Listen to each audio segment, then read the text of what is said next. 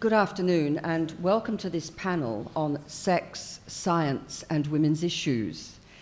I didn't think of that title, that was actually from Amy, but I think it's rather a good title. I'm Carolyne Lee, a senior lecturer and researcher in media and communications at the University of Melbourne. Among other things, I teach magazine writing, and I've also written academic articles on the topic. I can tell you from my academic research that per capita Australians are among the world's highest consumers of paper magazines. Quite a startling statistic, a reassuring statistic, I think. Because I've just spent several days immersed in the sheer tactile pleasure of fingertips on silken paper, of flipping through pages, which of course we cannot do on screen, something that is really frustrating.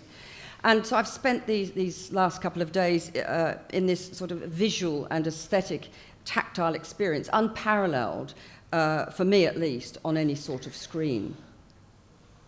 And yet we have the statistics also telling us of the almost wholesale migration of print information onto digital platforms. How is this migration and the widespread change in reading habits that this is engendering, how is this migration affecting paper magazines? And to answer this question, we welcome editors from three glossy magazines to give us their views. To my immediate left, we have Helen McCabe of the Australian Women's Weekly. At the far end, we have Bill Condie from Cosmos, subtitled The Science of Everything. And next to him in blue is Amy Middleton from Archer, the Australian Journal of Sexual Diversity. Each of these magazines has some online presence. Two are principally paper entities, but Cosmos is paper and online. I'll now introduce each editor, starting with the youngest glossy, Archer, which started only last November, thanks to crowdfunding for that issue, and produces 2 issues per year. Amy Middleton is the founder, publisher, editor, everything, as she says, of Archer. Great title, isn't it? Founder, publisher, everything at Archer. That's great. She's been a journalist for 10 years, working for a wide range of Australian magazines, the Bulletin, Wheels, The Big Issue, Rolling Stone, and Australian Geographic. And last year, she conceived the idea for Archer, a magazine on the topic she is most passionate about, relationships, sexuality, and individuality. 2 issues have been published so far, and a 3rd is due out next month. In contrast, I now turn to the oldest magazine. It started in 1933, the Australian Women's Weekly, represented today by its editor-in-chief, Helen McCabe.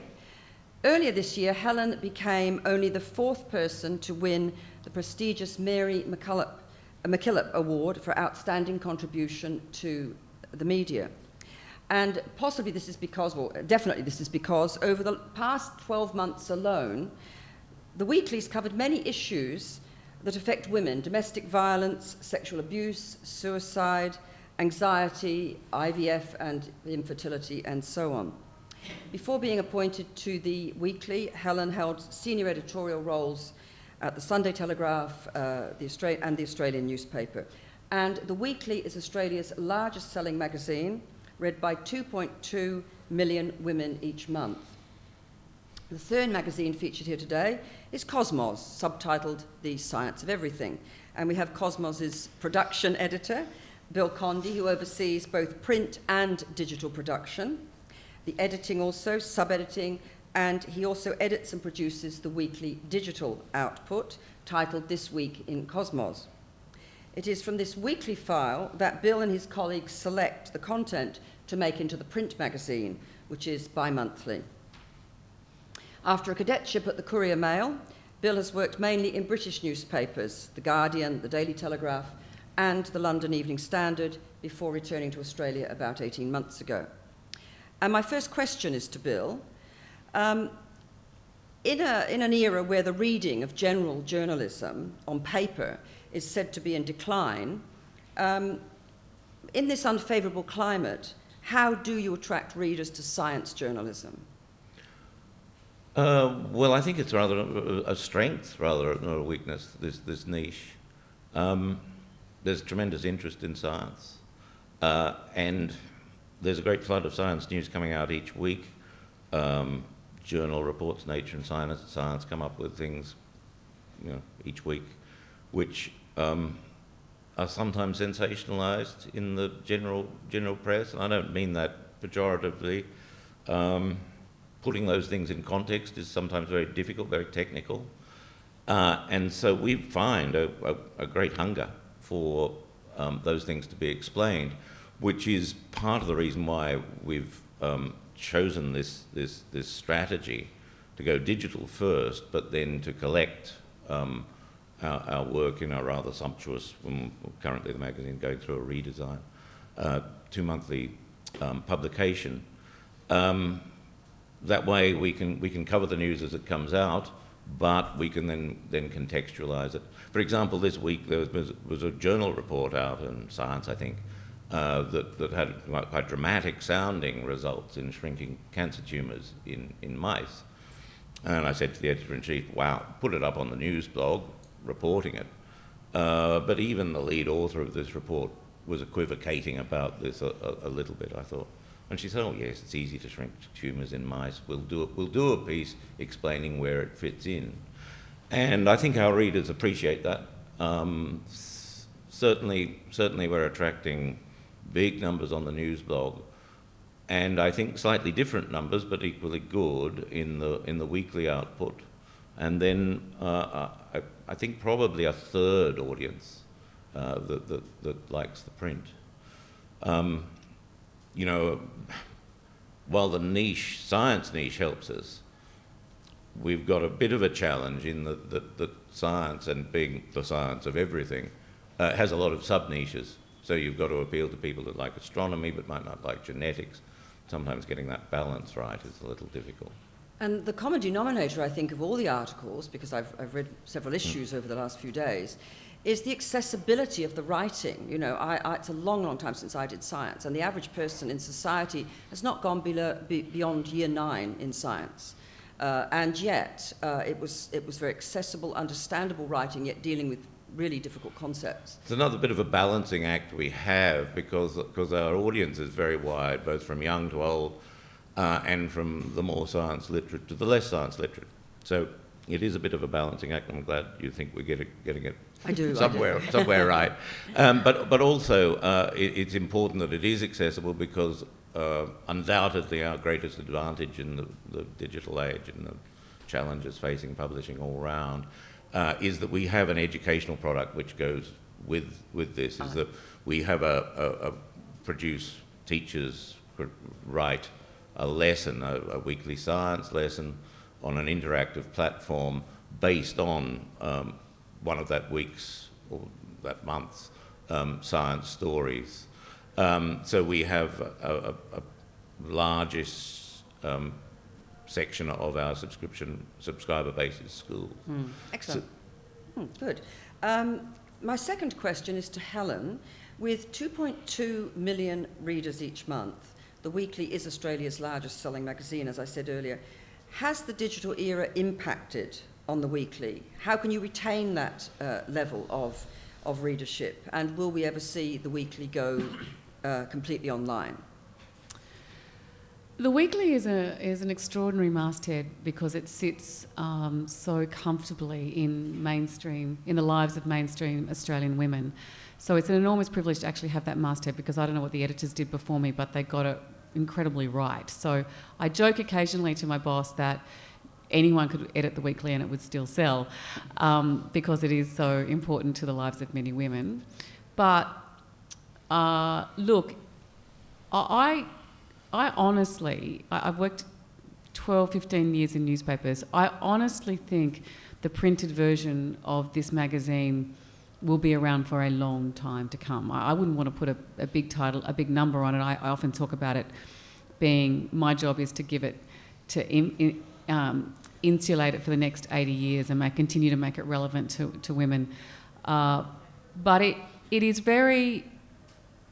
It at its core is quality writing and quality journalism and an independent, fearless voice for Australian women. So that's what makes it work. And I don't think it will... It's certainly, at the moment, massively expanding. So there's a website that I'm working on at the moment that we're launching in the middle of the year, beginning of the year. It's a huge piece of work that we're doing.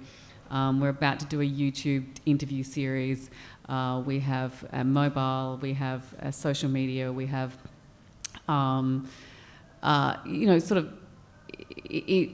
we have our brand extensions, and my current obsession, we're doing all sorts of brand extensions, so Women's Weekly Health, Women's Weekly Finance, Women's Weekly Craft, Women's Weekly Handy Hints, Women's Weekly everything, and it's all proving to find markets and all proving to be quite successful. So I think the printed version still is the bedrock of that. And I often say, this is all very well for me to go off and do all that kind of stuff, but if I start to get this product wrong, all the rest falls down. I find it fascinating to watch some competitors, in the food space, for example, the obvious one being Taste, reverse publishing, having really great websites, but the business model, as we know around the websites, is not terribly lucrative. So what do? They go and launch a printed version of the website, and it's Taste magazine.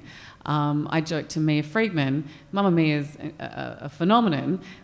How do you think Mamma Mia the magazine would go? I think it would go pretty well, and because I think it's a really strong niche market, what she does. So we are seeing that happen, and we're also seeing very successful niche publications developing, and I know we're going to hear more about that, but.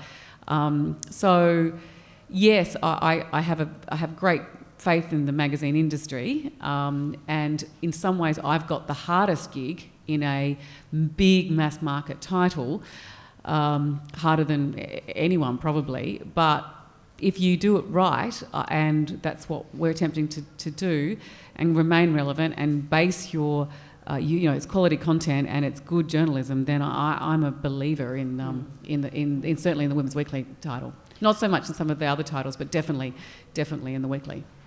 The point you made about quality journalism is very valid too. I'd like to remind everybody that the Women's Weekly has won many Walkleys for quality journalism, which I think is not widely known, except perhaps among its core readers. I think that's right. I think there's a certain... I read back an interview I did ages ago about media snobs. There's sort of this thing that this is a magazine that inside the media that your grandmother reads, or that that you remember your mum getting a subscription to, but actually we have some of the best writers in the country and the top journos in the country. This particular issue, there was only 2 interviews given in Australia for Hillary Clinton's book release, and one of them went to Carolyne Overington, and it's in this month's magazine. It's a cracking interview with Hillary, really strong. Caroline's won, 2 Walkleys. It's probably up for another one, where the nominations are out next week, I think, the finalists. And she writes books, and she's won all of the Murdoch awards. She was the correspondent for Fairfax in New York and wrote books while she's there, and she's as good as they get. And so yes, we have a very, very strong place in the journalism landscape, which you pick up pretty quickly when you read the magazine, but it tends to get overlooked in general discussions about strong. But I haven't got a big problem about that, because, to be honest, the readers know it, and heaven forbid we get the journalism wrong, because they don't like, they expect enormous amount from us. We're a bit like the ABC. The readers really expect a higher standard of reporting and independence than you get from most other outlets, which is good and bad. Well, I think the awards that the writing has won speak for that. Validate all that. Yeah. My third question is to Amy, because I tried to buy a copy of Archer this week and it was sold out. So I think that tells us something. But why did you decide to launch a paper magazine rather than an online version? And will Archer remain a glossy magazine? And if so, why and how? How? Yeah, good question. We're giving it a go. Look, the reason that I selected print, apart from the fact that I'm a big print fan, I've worked in magazines my whole career, as you mentioned, And I just can't believe that the state of the industry is that bad when I walk into Mag Nation and there are kids spending their money every time I go in there. But Arch is a tricky one. When I had the idea for it, it was mostly to create a magazine that promoted intelligent discussion about sexuality and gender diversity. But also, I really wanted to create something that would serve as a relic of this time in the sexual equality movement.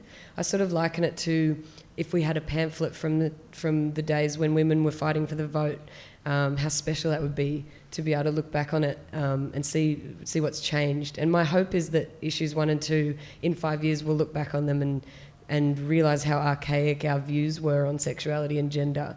And, you know, maybe we'll comment on how ridiculous it is that we had to read articles about gender transition, because by then it'll be so banal and everyday that no one will have that curiosity and fascination. So that's my hope. So the fact that it's a relic really demands that it's print, because I don't think you get that sort of comprehensive in the digital age, everything moves and everything shifts, and I really wanted something that we could look at and hold. So the hope is that it dates quickly, which isn't something that advertisers want to hear, but the design is very now, and already I think the first issue is starting to look dated, which is exactly what I wanted. I think that notion of a print magazine being a snapshot of a particular era is very, very valid. And of course, with the weekly, every issue that's ever existed has been now turned into a digital archive in the National Library's database Trove, and researchers are actually going back and looking at these digitised issues from 1933 in order to study society, using them as a lens to look at society in this very long period. And so that's a really important motivation for producing paper versions. Well, it's interesting that you should be doing that, you know. I mean, obviously you've spent a lot of time in magazines, so you understand that. But yeah, I'm acutely aware that no matter how long I'm at the weekly, it will be looked at in historical terms, because that's where the magazine sits in the history of Australian women. So what am I editing at the moment? What are the issues for Australian women, and how do I present them, and how do I push out those boundaries and those issues that sort of we were talking backstage about. But I am very self-conscious of making sure that the magazine stands the test of time, and we know what we're saying and why we're saying it, and we're taking our audience with us.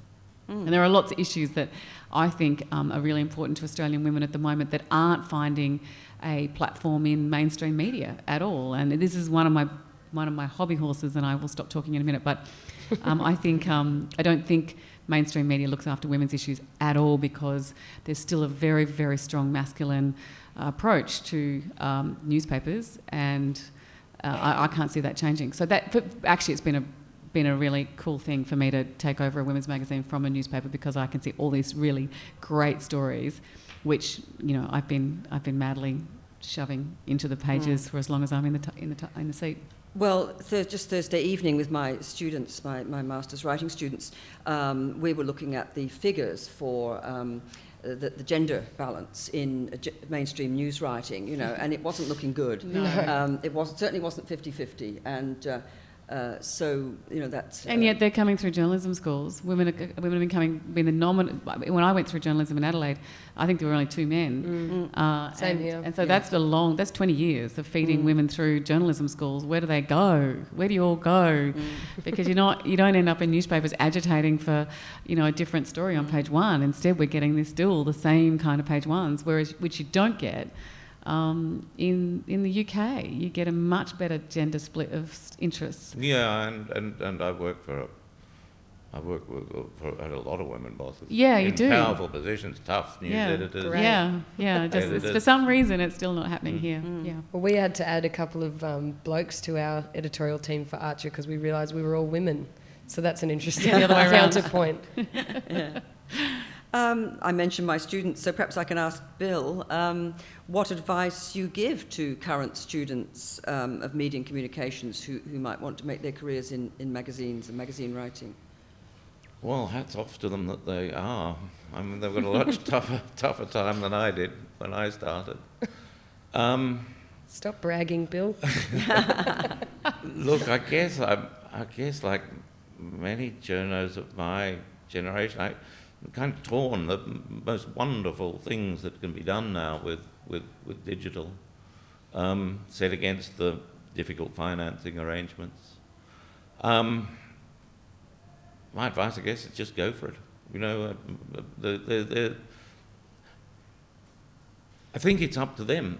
It's up to the young people coming up, and I see what they're doing. They're doing marvellous things, which I would never think of, because I haven't been brought up with grown up with the technology, and they'll find a way to make it pay. Maybe Amy, you could add to that, because I've got a print mag. yes, My whole career's been in digital publishing, so I was lucky enough when I got my first gig on the Bulletin, they needed help on their website, and I had a bit of HTML knowledge and the like, and took to it well. But the digital side of things is definitely flourishing. If not financially, then there are lots of jobs. There's lots of, as Bill said, scope for creativity. So my advice would probably be to make sure you cut your teeth in digital as well as print, because that's going to give you much more options going forward. Oh, I think that's absolutely essential. But what we're finding is, you know, to have that whole sweep of everything that's available is just fantastic creatively. You know, from a sharp daily news blog through to the print. Be able to do everything. It is really exciting, though, isn't it? It is really exciting. It's awesome, yeah. I find it overwhelming. Well, I had those days too, but then I have the exciting days, and then I have Yeah. the depressing days, you know. But it's mostly exciting. It's exciting until you talk to finance people. Yeah. Well, that's true. Yeah, that's true. if I can just return to an earlier point, Helen, that you made about women's issues, and coming back to the weekly, as I did after some time away, coming back to reading it after some time away, it seems to me that it contains, both implicitly and explicitly, quite a deal of campaigning on women's issues. Could you talk a bit about this? Yeah, I can. I had a producer look over the magazine with the view to producing a weekly television show earlier in the year, and she was about 30-something, and she came into the meeting. She was given 12 months of the magazine to read, and she came into the meeting, and she didn't want to read it for 12 months. She goes, oh, I can't believe I've got to read Women's Weekly all weekend. And she came into the meeting with me and just had, I just have to tell you, this magazine's incredible. I had no idea. It is so opinionated and it's so feisty and it's got so much in it. And that's what I set out to do. I left a really great job. I was a deputy editor of the Sunday Telegraph. It's the biggest selling newspaper in the country. We were kicking butt, breaking stories, causing mayhem, and News Limited wanted me to stay, sort of, I think. I don't know. Maybe they were really grateful to get rid of me. But anyway, I left to give it a news focus and to bring my 15 years of hardcore news and current affairs to that magazine. But I worked out very quick, and I did that because I wanted to make a noise. I wanted to make the magazine relevant in the lives of women, and I felt that the only way to do that is quality journalism and quality stories. That's been my belief from a child in wanting to be a journalist, that you're only ever as good as your last story, in my case now, my last cover. But the things, they're that's the same concept really. And so I did that. But then as I started to do that, this world of issues just opened up. I mean, there's this fertility story in Australia right now. Women are having children at 20 because they saw their mother have them in their late 30s and struggle, and they don't want to be their mother trying to juggle children later in life and full-time jobs. And there are women having children. Sonia Kruger's having a baby at 49 with a donor egg. And then there's the surrogacy debate, and then there's the same-sex adoption versus baby farms in India. There's so much going on in this space, and the laws have just lost it. They can't keep up. You know, you can go and pick up a child in in Thailand or India and come back, and the legal system just has to kind of make it happen because they can't kind of ignore the child. So there's these extraordinary stories going on. Domestic violence. One in 3 women in their lifetime will suffer some kind of abuse by a partner or former partner.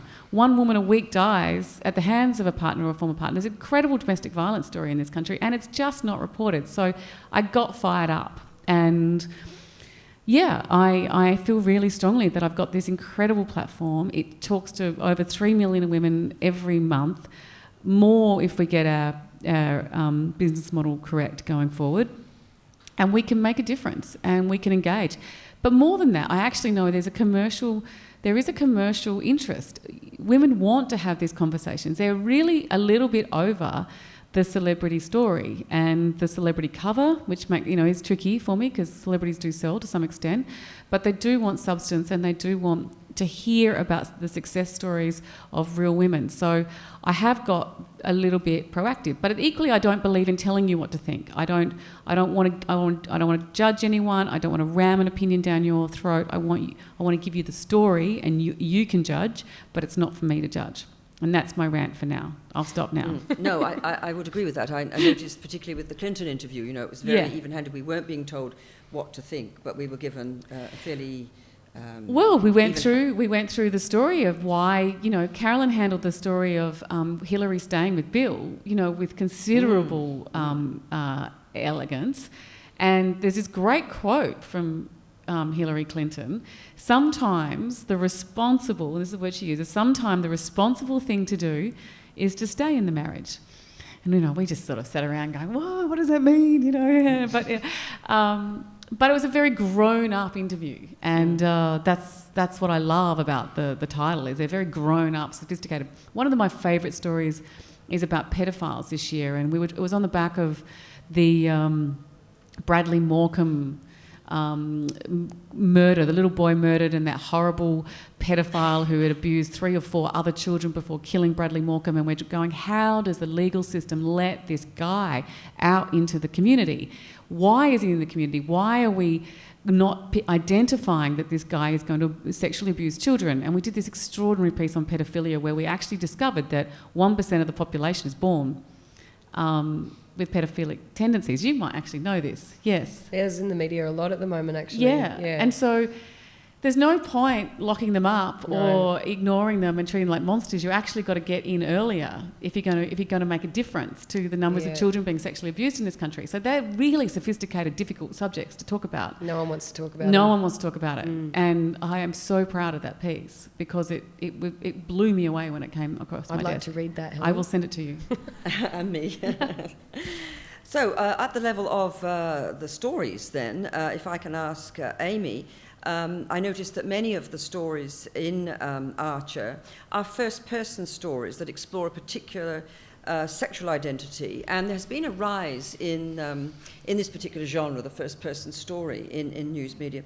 And many researchers believe that humans respond to this genre more than any other. What's your view on this, and did you specifically choose this genre for its appeal? Yeah, definitely. It was a bit more of an organic choice than that. It's just what interests me. And I think one of the main things you need to tell yourself when you're starting a magazine is to believe that what interests you is going to interest other people, because you can't really fake that. So with Archer, I've chosen articles that appeal to me.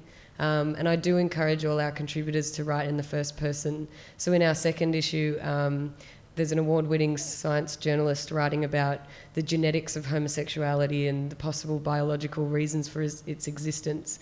But he also is a gay man, so he starts the story, which is a very scientific story, with, I'm a gay man, I've never been attracted to women, I believe this is inherent, and then goes into the science. So even a story like that, we get a first-person angle.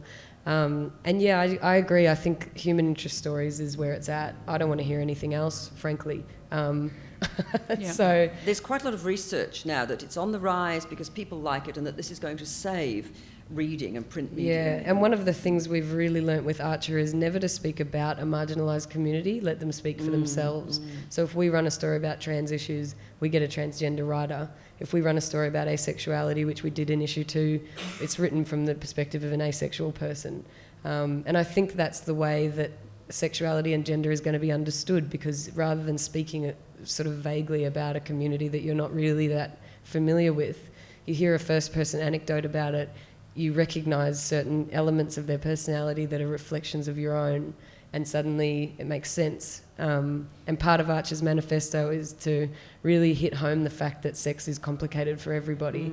I know it is. I mean, everybody I speak to has an interesting angle on it.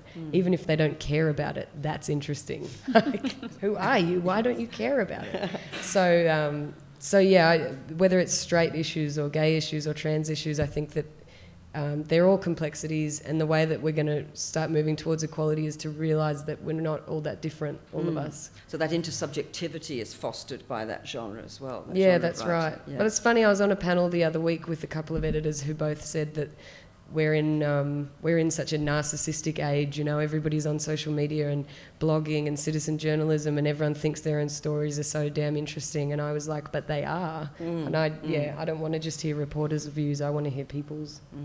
That's just me. Yes, there has been that link made between the first-person story, the rise of the first-person story, and the so-called narcissism. But the first-person stories are certainly, you know, the way to foster intersubjectivity and learning about. That's right, and we're all voyeuristic, aren't we? Yeah, I love looking into people's windows. It's not as creepy as it sounds. You sure? I said this was about sex, science, and women's issues. Yeah, if you see me outside your house, close your blinds. Just to one more question before I throw the various issues, the huge range of issues open to you to ask your own questions of the panellists. I'd like to follow something up with Bill, because he said that I've had so much fun riffling through these magazines and looking at the lovely glossy pictures and the bright colours, which, you know, just the screen can't compare, actually. And I'm a screen person too. But Bill has frightened me, because he said that at Cosmos you're about to shift emphasis from print to digital. And can you talk about what's driving that decision and what changes we're going to see? Yeah, well, it's not strictly that we're shifting emphasis from print to digital. Originally, we were just a print magazine coming out 6 times a year, and we had a website, but it didn't contain the content, or didn't contain all the content, wasn't systematically.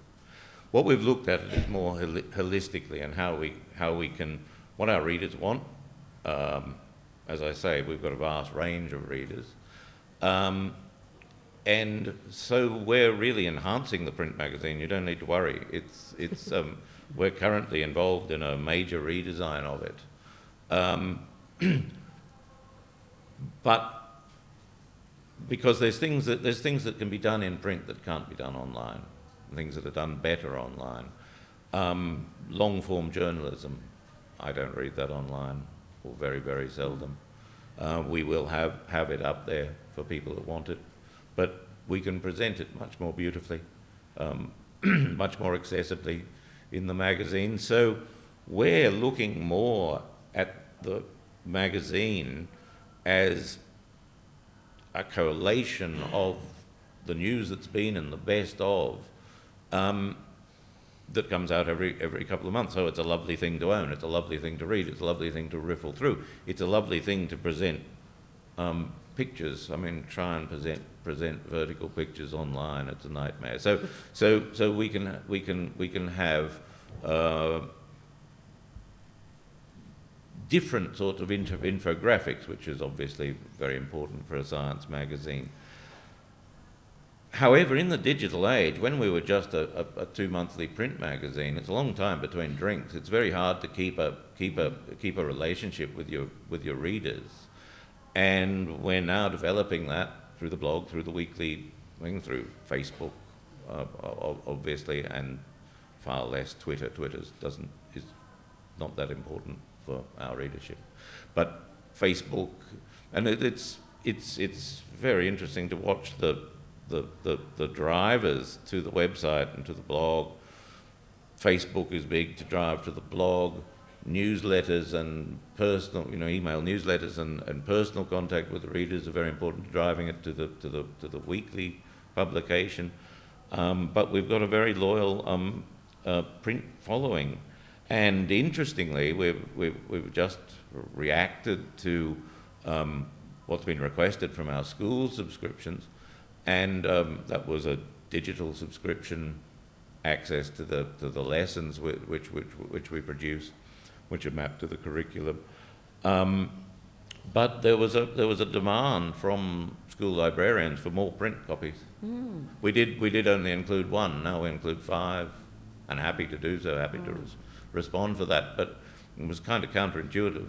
We didn't think of it in the office ourselves. It was the librarians who wanted it. Yes, that's very significant, isn't it? So you're using the online for the things that does best, and to create that sort of two-way, that interactivity, but retaining the magazine for the things that the magazine does best. Yeah, and it's great fun. So we'll be including lots more infographics, both online and in print. And different sorts of infographics work better interactively or statically. From a journalist's point of view, it's just wonderful fun because, get all best of all possible worlds. Yeah. Well, thank you for that. Is there anything that any of you would like to add while the audience are collecting their thoughts and devising their questions? Anything that you'd like to add? Any? The one point I would just like to make is that journalism is enormously good fun. The whole, whatever you do, whether it's online or in print, or it's an incredibly gratifying career, and it's enormously good fun, and that's pretty much the reason why I've remained in it and couldn't imagine doing anything else. It's fun. It's really good fun. Researching it is enormous fun too, so I can imagine doing it must be perhaps even more so. Any questions? Yes. My question is for Amy. You said that you wanted to see Archer as kind of partly activism work, I guess, in educating people on these stories using the first-person narrative. How do you make those stories and the magazine appealing to people outside your demographic and people within those marginalised communities sharing stories? Because of course that's important. The other side of that is you need to get those first-person narratives to people who exist outside of those communities, people who are necessarily maybe slightly hostile to those communities, seeing them as different. So how do you, in short form, how do you, I guess, make that appeal wide-ranging rather than just niche for the community while balancing that niche community as well? Good question. It's tough. Definitely my first port of call is to make sure that the marginalised voices that we represent are happy with our representation, and that's the most important thing. And I believe a lot in giving people individual agency to speak on behalf of themselves. But yes, from an activism point of view, I guess it is super important that the rest of Australia hears these stories. So part of the deal with Archer, as I said, it's just about sex being complicated. So there's lots of straight content in there. In the second issue, we have a story by, a middle-aged straight male motoring journo, actually, that I used to work with on a motorcycle magazine. It's been an eclectic career. So his story is about sexuality and grief. So he lost his wife a number of years ago, and he just talks about how he got back in touch with sex after losing his life partner. And he's shared that across his networks, and all of his, I wouldn't say that his networks are full of people who are immersed in LGBTI politics by any means, but they've all read it and supported him, and through choosing those contributors and those topics that are a little bit more wide-ranging, that's sort of how I'm aiming to get it out there. And then in the same issue, if any of his mates pick that up, there's also a story about being Aboriginal and gay, which they would never have read otherwise. So yeah, that's sort of how we're doing it now. I think once we start covering costs and making a bit of money, it'll be a bit easier to do that sort of marketing.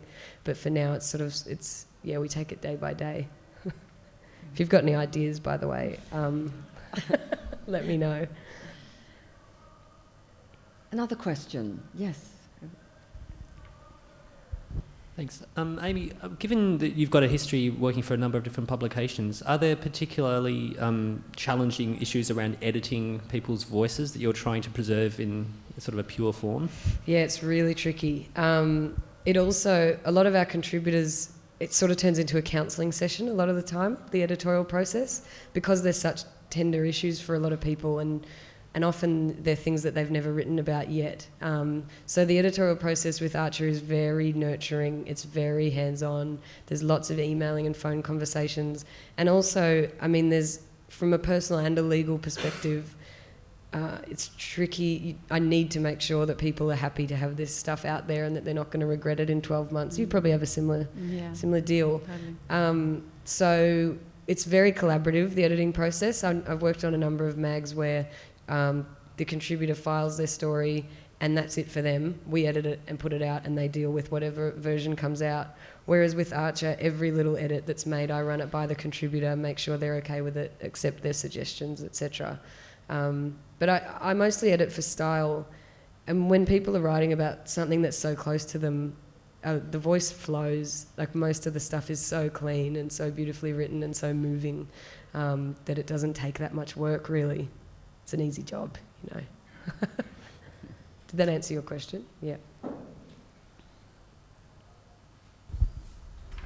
My question's for Helen. The Women's Weekly sounds incredible, but I also sit on that side as the producer who had to read it for 12 months. So I'm curious as to how you would, what you're doing in the future to make my demographic pick up Women's Weekly, because now I will, but I would have loved that message to come to me a bit sooner. Well, I started a scholarship program actually for young women last year. We turned 80 last year and I went, right, traditionally they've had a really big party, they invite all the old editors of the magazine, and that includes, you know, Ita Buttrose, Deborah Thomas, and we congratulate each other on what a great job we've done over the last 80 years, and we spend a lot of money. And I just didn't want that. I just did want exactly the opposite. So I talked the business, you will probably die at this, to spend $150,000 on giving away a scholarship grant to young women, and I opened it up to the whole country. And what I wanted to do is engage grandmothers, aunts, neighbours in celebrating the achievements of the young women in their lives. And we got like thousands of entries. Oh, yeah, that's wonderful. It's so cool. And only a few weeks ago, we've just did the second round. So if you indulge me for a second, the first winner was a young girl. Her name's Susanna. She is teaching Kenyan women how to make reusable sanitary pads because they missed 20% of their education because of the menstruation. So Susanna won the first grant and 8 other women, and then we just awarded a young girl called Laura O'Reilly a grant. Her brother was cerebral palsy, he died, didn't get the same opportunities she had to work, and she's now working in set at her own disability services unit. So that's something I'm doing, but really it's really quite interesting to me when I get out of the kind of inner city market. If I go anywhere outside of Australia, I often get stopped by 20 to 30-year-old girls who are avid readers of the magazine. When you've got 2.3 million readers, they're going to exist. And they're young mums is what they are. They're not, you know, if you're a single 30-year-old, you're not going to read Women's Weekly. You're going to be reading, I don't know what Archer? you might read. Archer. Now you're going to read Archer. And probably Cosmos. But you'll read widely. You won't be reading the weekly. But if you're a young mum and you're juggling a couple of children and you want to make a great, healthy meal and you want to know what's going on in the world, then the weekly is still actually relevant to you. So it is a big shift. I take up every opportunity to do the project whenever they offer me a slot on the project, because I am conscious that I have to keep that message up, because for the last 80 years, or for a vast amount of the weekly's history, it was appealing to someone of your age. But it got swamped by all of these cool magazines coming up, all of the new food magazines, all of the homes magazines. I mean, there are a lot of magazines in the market. The fact that it's still the number one is pretty impressive.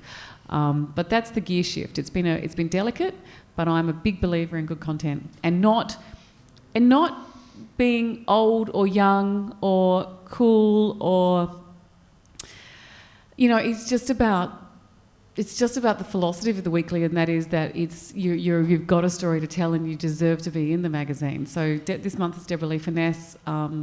Last month it was Samantha Armitage. The month before that it was Turia Pitt, the Burns victim. We love a bit of Helen Mirren. The country loves Helen Mirren. And next month I don't know what it is with her. Like, she is the most popular person. Really? It doesn't matter age break. She will sell whenever you put her on the cover.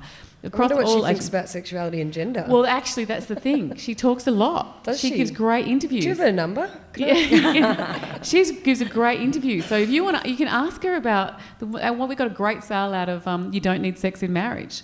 That was an interview that Carolyne Overington did when she first joined the magazine, and was our best sale for the year. Helen Mirren, You Don't Need Sex in Marriage. And that's what she believes.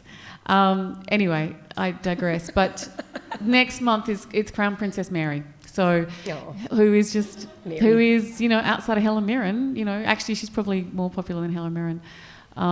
But then you're a girl from Tasmania and you marry a prince. Hard to beat as a story. Yeah. And then you have 4 kids, and now she's on this sort of global campaign to promote all sorts of women's issues. So she's developing quite an interesting story off the palace, thing. Well, she also taps into this myth, this ancient myth, of the unknown little girl marrying the prince. Well, she does. That runs very deep, I think, in our psyches. It really does, Yeah. And I have to confess, when I was on The Australian, when she got married, I was the night editor of The Australian newspaper in Sydney, and when she got married, when I was putting out the paper, and drove me nuts, this fairy tale concept. And I was so anti Princess Mary, they gave me a whole pack of DVDs and books about her when I left, just to go to the Sunday Telly, just to pay me out.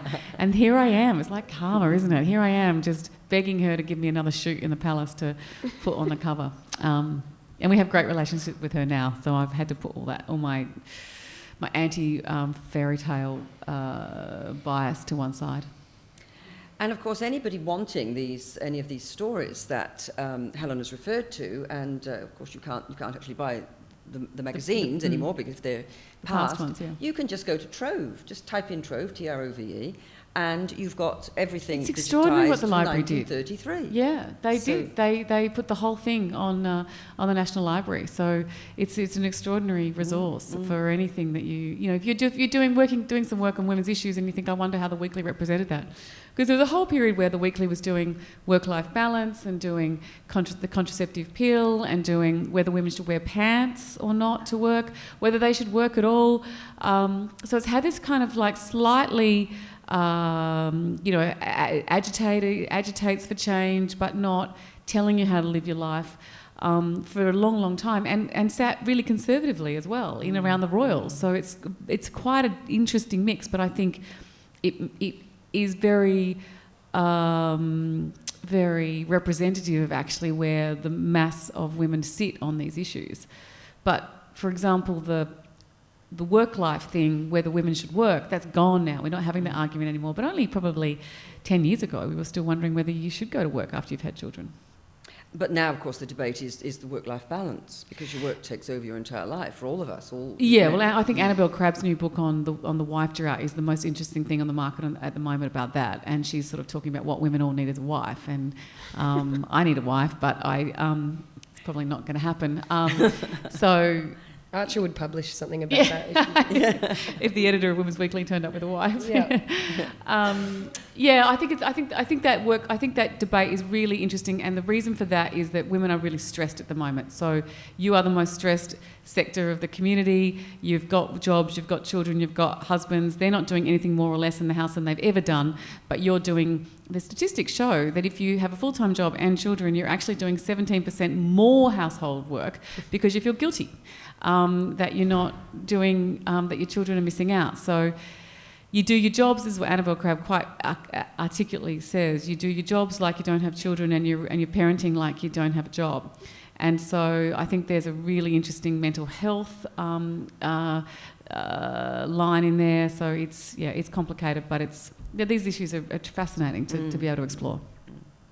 Great. Any more questions? Yes. Hi, mine's possibly a better question for afterwards, but I'm hoping that the crowd might kind of benefit as well. My background is in feature writing for trade and specialist magazines, and I'm just about to leave a niche magazine that's with a very sort of old school print publisher here in Melbourne. And I'm looking at the jobs and I'm seeing digital producer, social media editor, all those sort of titles. And having worked here in the last couple of years, having moved from the UK, I kind of feel like I don't have the skills to apply for those roles, and I kind of don't want to either. I want to keep in writing as my core thing, but I'm wondering on the editor's perspectives on whether that's the kind of thing you should go back and upskill before applying for the roles that are now sort of teams are expanding to, or whether you just apply and hope and learn on the job, which is what I've always done in the past. What job do you want? What's your ideal job? Ideal job would be working across print and web for a consumer travel magazine, which is probably You can do that. a lot of people. Yeah, but I mean, what I guess in the past I've applied for whether it's a digital journalist position or something like that, and with the sort of basic web stuff that I've picked up and that I'm really interested in, but it's like seeing jobs like social media editor or things like that, I'm wondering if actually, my training was in newspaper journalism because I wanted those core skills, and I'm wondering if now I maybe need to go and do more HTML coding or whatever it is. They're all communication skills, and they're more important to my mind than coding skills. I mean, I know if I were starting out, I would probably get some coding, sure. I don't think But know if we need it. But anymore. we don't need it. I mean, I think these are just titles. They're catchwords. They're buzzwords. I think that's right. It's journalism. It's journalism like it always was. It's developed in different ways because of the media, and some of them are exciting. Some of them are very irritating.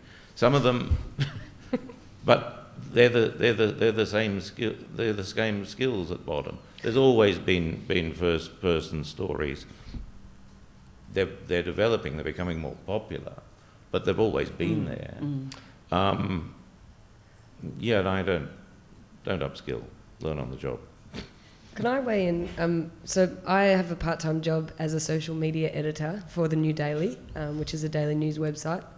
It's just been a sort of short-term role, but I agree with Bill in that it is communication-based, and you'd know from the magazines and newspapers you have worked on that part of the journalist's job is to be adaptable in their writing style.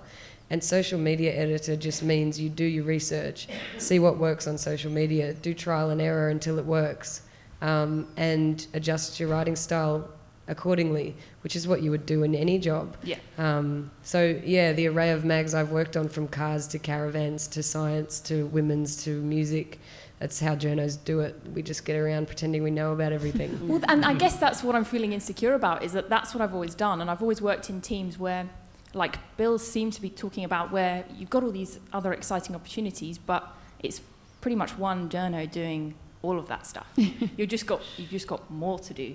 It still is. We've got a great young woman who's doing it's digital marketing, social media, a range of things, but she writes beautifully. And it's the journalism, and she can spot a story, and she can spot the thing which is going to drive people to the site. She knows. She doesn't have any science background.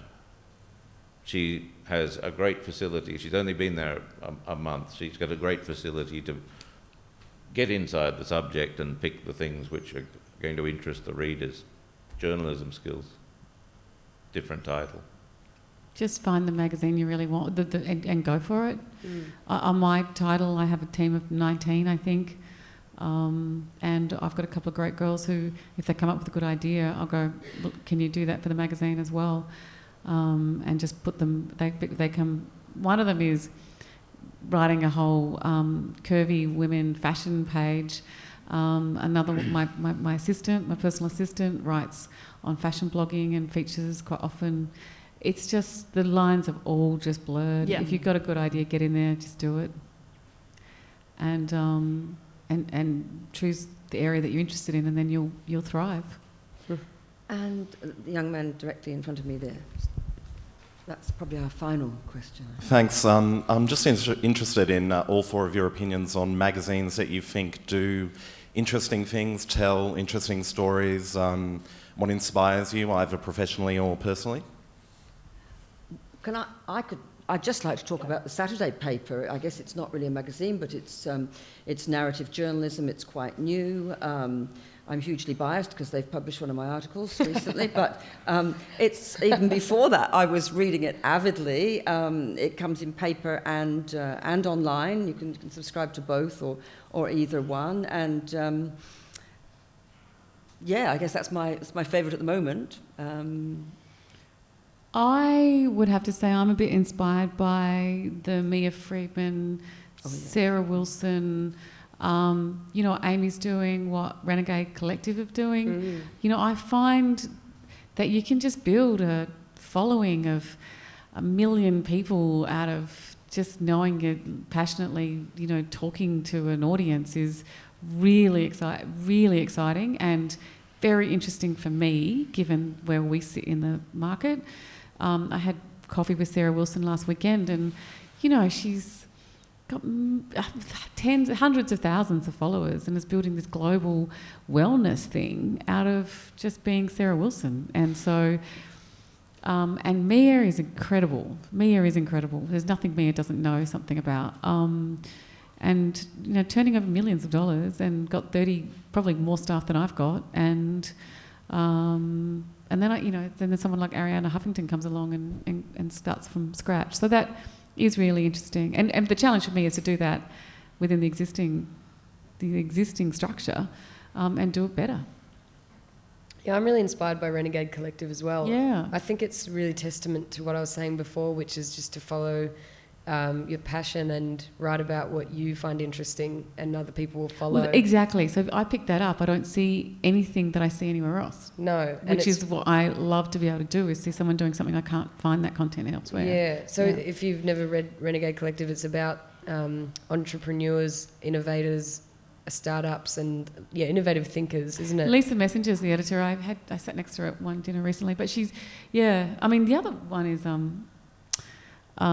someone like Emma Isaacs has started up Business Chicks, which is just an idea of bringing together, I mean, this is not necessarily media, but how you can bring together huge audiences linked by a common interest. They're quite inspiring, those girls. And they're young, they're really young. I've recently come across a magazine which I love. I probably wouldn't have noticed it if I hadn't been working for Cosmos, because it's in similar sort of field, called Nautilus. What's it called? Nautilus. It's out of New York. It's a magazine of ideas, which each issue is themed to scientific concepts and looking at them from all sorts of angles, from the social, from the economic.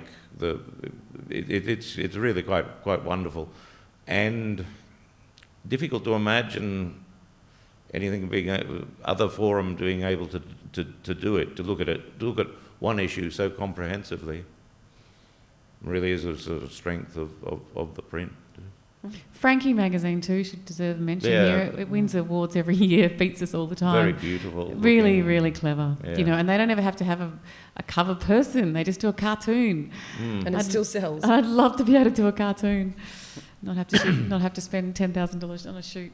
But yeah, really clever. Really knowing its market. Good. Well, we're out of time. Thank you for being a lovely audience. Thank you for those insightful questions, and thank you to our panel. Pleasure.